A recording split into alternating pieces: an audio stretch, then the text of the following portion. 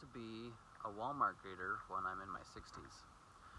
So what this means is I need to have enough money and or assets set aside by that time that can pay for my needs and my family's needs. And so in order to do that, a long time ago, my dad taught me a lesson about compound interest.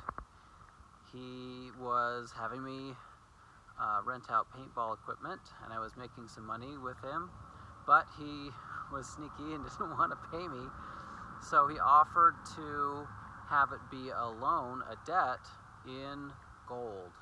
Now, interesting thing about gold is it keeps up with inflation of about 3 or 4% a year, and on top of that, he was paying me 12% in gold, so that's a combined total of like 15 or 16% interest a year on this debt. Well, the couple, I was a kid, so I was only making like $1,000 or $2,000 a year. I wasn't making very much.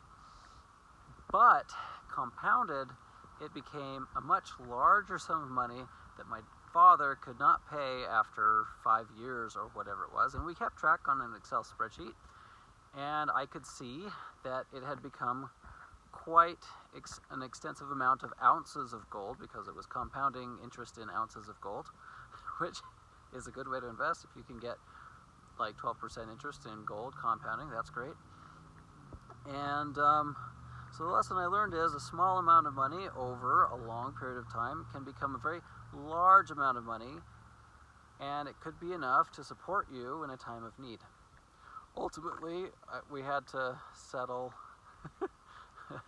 with some kind of a settlement, and he let me use one of his buildings for some special operations. So anyway, that's my story about compound interest in gold, and I hope you enjoyed it, and I'll see you on the next one.